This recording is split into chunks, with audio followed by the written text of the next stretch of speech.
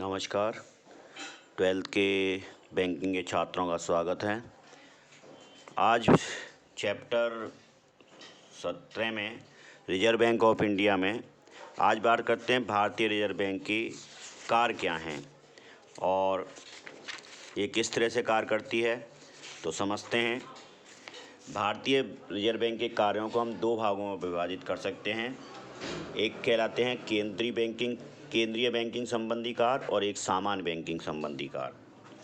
केंद्रीय बैंकिंग संबंधी कार्य जो केंद्रीय बैंक भारत की क्योंकि reserve bank of India Bharat की केंद्रीय बैंक है, इसलिए उसको केंद्रीय बैंक के संबंधी कार्य भी करने होते हैं, सामान्य कार्य कहते हैं। तो केंद्रीय बैंक के संबंधी कार्य कौन से हैं?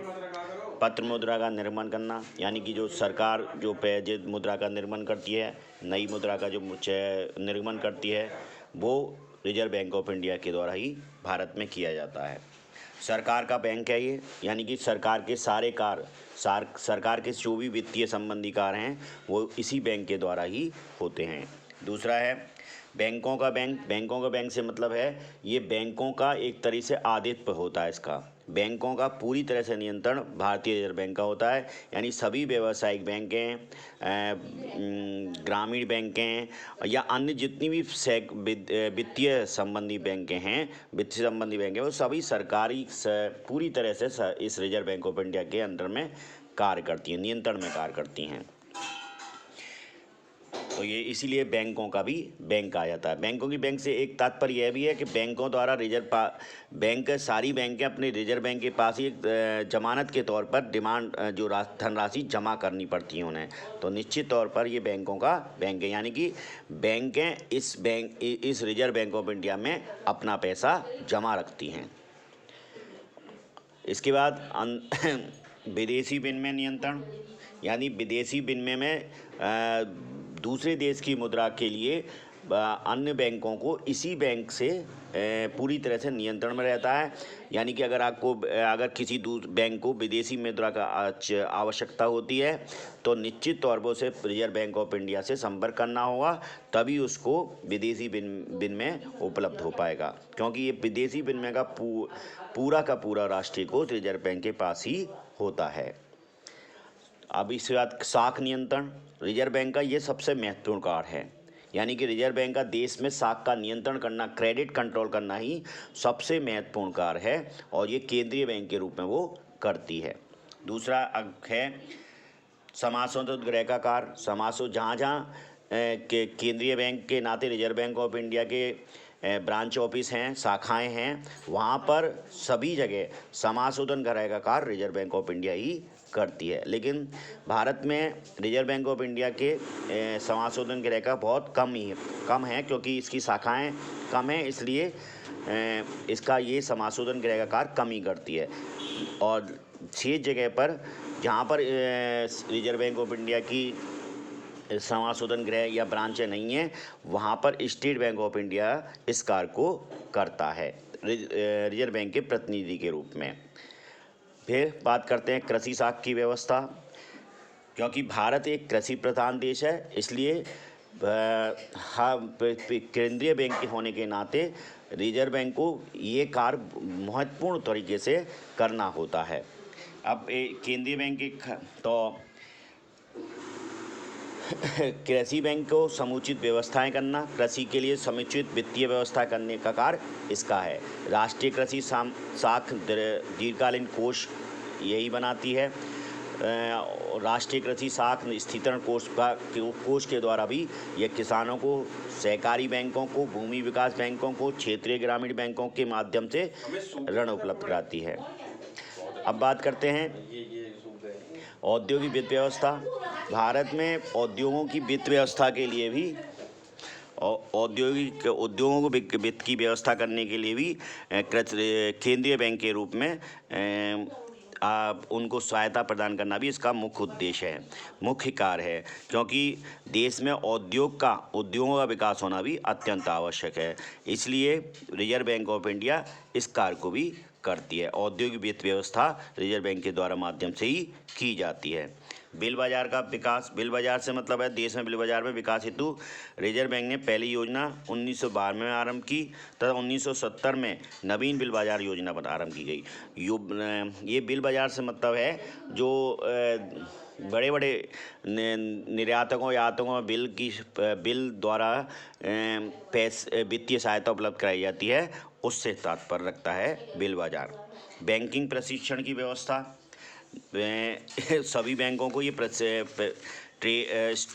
बैंकों के स्टाफ को ट्रेनिंग देती है। राष्ट्रीय बैंक प्रबंध संस्थान और banking training college, cooperative training college Pune, ये सब इसी बैंक द्वारा ही प्रशिक्षण की व्यवस्था इनमें की जाती है।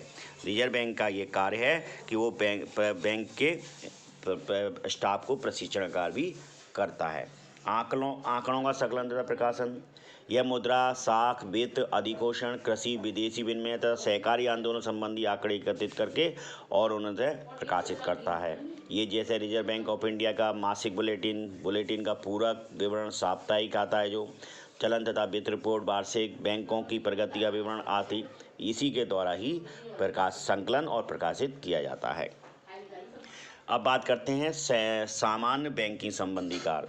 सामान्य बैंकिंग संबंधी कार्य वो होते हैं जो लगभग सारी बैंकें करते हैं, तो वही कार्य ये बैंक भी करती है। जहाँ पर रिजर्व बैंक ऑफ इंडिया की शाखा होती है वहाँ वो एक सामान्य बैंकिंग संबंधी कार्य भी करती है, जैसे जमाएं प्राप्त करना, अल्प अवधि के ऋण देना या देना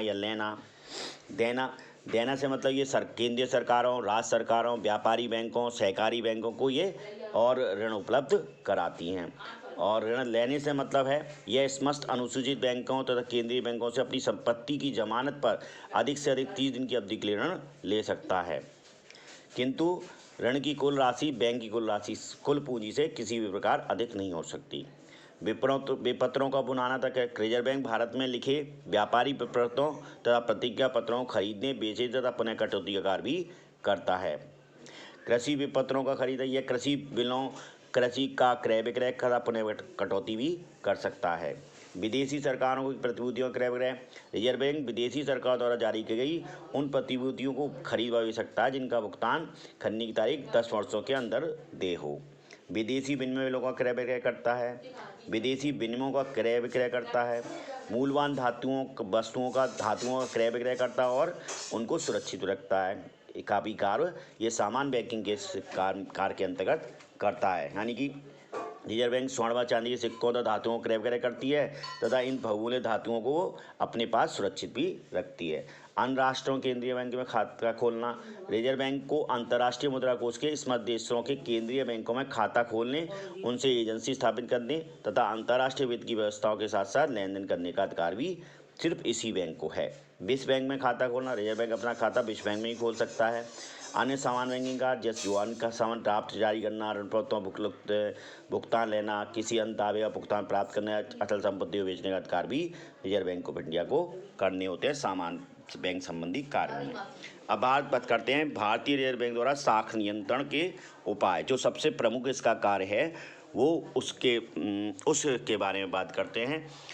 मात्रात्मक साख नियंत्रण। अब ये जो भारतीय रिजर्व बैंक जो साख का नियंत्रण करती है, यानी कि क्रेडिट पॉलिसी का मतलब, क्रेडिट पॉलिसी से मतलब है यानी कि अगर देश में ज़्यादा क्योंकि साख नियंत्रण इतनी आवश्यक है, अगर साख नियंत्रण नहीं होगा तो हो सकता है काफ़ी अधिक मात्रा में वस्तुओं के रेट बढ़ जाएँ, यानी मुद्रा प्रसार की स्थिति आ जाए और हो सकता है मुद्रा संकुचन की स्थिति आता है। तो यहाँ पर भारतीय रिजर्व बैंक को बहुत ही सावधानी से कार्य करना होता है, क्योंकि ये बिल्कुल तलवार की धार पर चलने जैसा है। अगर थोड़ा सा भी कहीं चूक हुई तो दोनों ही स्थितियां देश के लिए और देश की अर्थव्यवस्था के लिए खतरनाक होती हैं। भारतीय रिजर्व बैंक द्वारा साख के नियंत्रण के उपाय क्या हैं? तो किन तरह से ये उपाय नियंत्रण कर सकती है?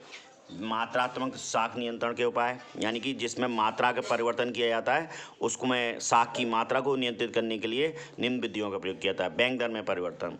बैंक दर से अभिप्राय है उस ब्याज दर से जिस पर रिजर्व बैंक अनुसूचित बैंकों को ऋण देता है अथवा उनके प्रथम श्रेणी के बिलों की पुनर्कटौती करता है। यानी कि जो रिजर्व बैंक है जो अन्य बैंकों को उसके पास ऋण देता है और उसकी जो रेट ऑफ इंटरेस्ट होती है वो कहलाती है बैंक दर में परिवर्तन। अगर बैंक दर में कम कर दी जाए तो ऐसी स्थिति में अनुसूचित बैंक ऋण ज़्यादा लेने लगते हैं और ऋण ज़्यादा फिर देने लगते हैं। ऐसी स्थिति में मुद्रा प्रसार की स्थिति आ सकती है। इसी तरह बैंकों के नकद आरक्षण अनुपात में परिवर्तन करके, खुले बाजार की क्रियाएं करके और सामूहिक तरलता अनुपात में परिवर्तन करते हैं। खुले बाजार की क्रियाओं से मतलब है केंद्रीय बैंक तथा मुद्रा बाजार में प्रतिभूतियों, ऋण पत्रों तथा बिलों के क्रय विक्रय से है। इसके बाद बैंकों के नकद आरक्षण अनुपात में परिवर्तन से मतलब है विश्व बैंक के अन्य देशों के केंद्रीय बैंकों की भांति रिजर्व बैंक भी भारतीय बैंकों की जमा राशि का कुछ भाग अपने पास रखता है, जिसे नकद संचय या आरक्षण अनुपात कहते हैं। कैश रिजर्व का मतलब है यानी कि जो गारंटी के रूप में बैंक के अपने पास अन्य सभी व्यावसायिक बैंक रिजर्व बैंक के पास रखती हैं। तो रिजर्व ये अपनी कुल जमा कम से कम 3% रिजर्व बैंक के पास रखना अनिवार्य है, जिसे रिजर्व बैंक 15% तक बढ़ा सकता है। इससे इसका बढ़ाने से मतलब ये है कि ज़्यादा वो लोन, अगर उनके पास कैश ज़्यादा होगा तो ऐसी स्थिति में वो ज़्यादा लोन देंगे, और अगर उसको लोन ज़्यादा दिलवाना है यानी कि व्यक्तियों के हाथ में क्रय शक्ति ज़्यादा पहुँचानी है, तो ऐसी स्थिति में वो इस अनुपात को कम कर सकता है। इसके बाद सामूहिक तरल कोष अनुपात में परिवर्तन। बैंकिंग नियम अधिनियम 1939 धारा 24 के अंतर्गत अनुसूचित बैंकों के लिए अनिवार्य किया गया था कि वे अपनी जमा राशियों को कम से कम 20% सामूहिक तरल कोष अनुपात में बैंकों में जमा याचना राशि, विनिमय बिल, सरकारी प्रतिभूति आदि के रूप में अपने पास नकद रखे। तो इस अनुपात को ही इस अनुपात में परिवर्तन करके भी रिजर्व बैंक इस साख पर नियंत्रण करता है। दूसरी प्रकार का कार्य जो उपाय है वो है गुणात्मक साख नियंत्रण के उपाय। ये क्या होते हैं?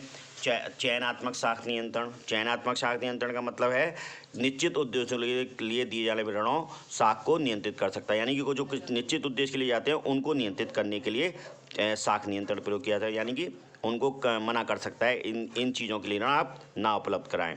ऋणों की सीमांत आवश्यकताओं में परिवर्तन। ऋणों पर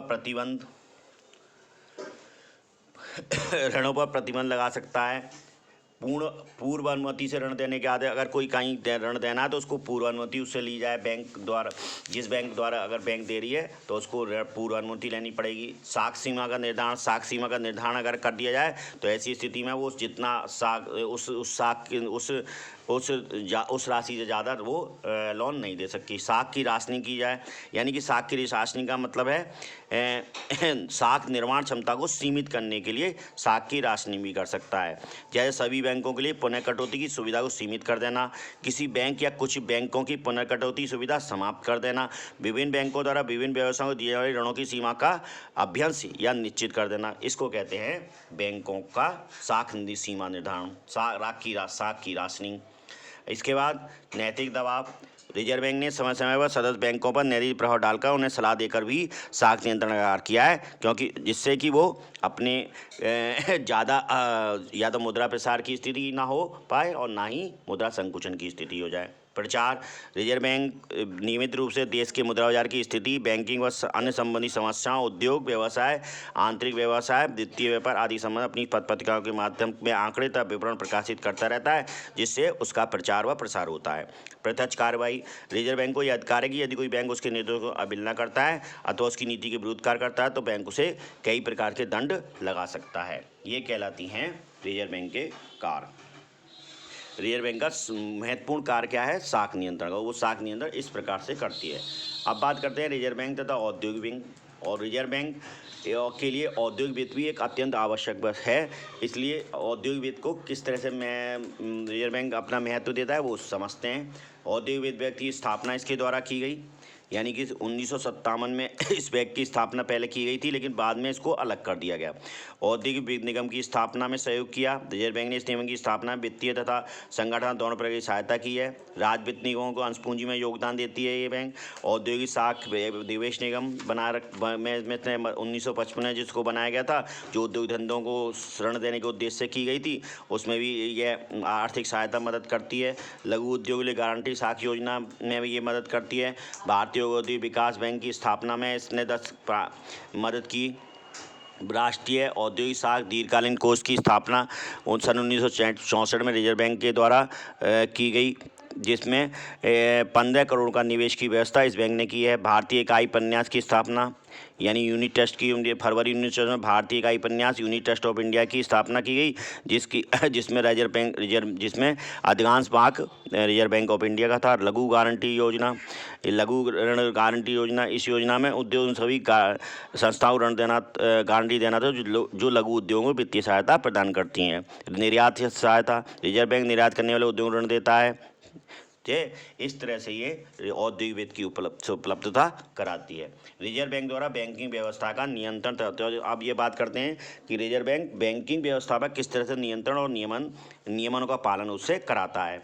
बैंकों को अनुज्ञा पत्र, प्रत्येक बैंक को अपना व्यवसाय करने से पूर्व रिजर्व बैंक से अपना अनुज्ञा पत्र लेना अनिवार्य है, यानी कि लाइसेंस लेना अनिवार्य है। शाखाओं की स्थापना करने से पहले भी रिजर्व बैंक की पूर्व अनुमति लेना जरूरी है। रणनीति पर नियंत्रण, रिजर्व बैंक किसी भी बैंक को अपनी रणनीति में परिवर्तन करने का आदेश दे सकता है। जो बैंकों का निरीक्षण करने का अधिकार भी है।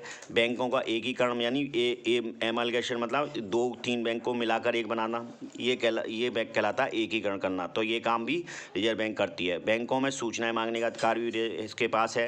बैंकों को परामर्श देने का अधिकार है इसके बाद। बैंकों को छूट देने संबंधी अधिकार है। रिजर्व बैंक अल्पकाल के लिए बैंकों को प्रदत्त पूंजी तथा रक्षित कोषों से संबंधित नियमों में छूट दे सकता है। किसी भी बैंक को 7 वर्ष से अधिक काल के लिए अचल संपत्ति रखने की छूट दी जा सकती है। रिजर्व बैंक किसी बैंक को ऋण या अग्रिम देकर सहायता प्रदान कर सकता है। बैंकों के अधिकारियों की नियुक्ति, वेतन आदि संबंधी अधिकार भी इस बैंक के पास ही हैं। बैंकों का प्रबंध करने का अधिकार, अंतिम खाते बनाने के लिए निर्धारित रीति तथा प्रारूप के अनुसार अंतिम खाते बनवाकर उसका अंकेक्षण करवाना होता है प्रत्येक बैंक को, और जिसकी जांच ये रिजर्व बैंक ऑफ इंडिया करता है। प्रावधानों से मुक्ति की सलाह भी इसी के द्वारा हो सकती है। विलंब काल घोषित करने का अधिकार, किसी भी बैंक को आर्थिक स्थिति में असंतोष होने पर रिजर्व बैंक उस बैंक के लिए विधान के अनुसार विलंब काल घोषित करने की सिफारिश कर सकता है, जिसकी अवधि 6 माह तक बढ़ाई जा सकती है। विलंब काल से अभिप्राय यह है कि वह बैंक 6 माह तक के लिए अपना कार्य बंद कर सकता है। किसी बैंक का समापन न्यायालय के समन विचाराधीन होने पर यदि रिजर्व बैंक चाहे तो उसके लिए सरकारी निस्तारक के रूप में कार्य करना चाहे तो यह कार्य उसे दिया जा सकता है। यानी बैंक के समापन में उसका महत्वपूर्ण योग्यता बैंक निभाता है। धन्यवाद।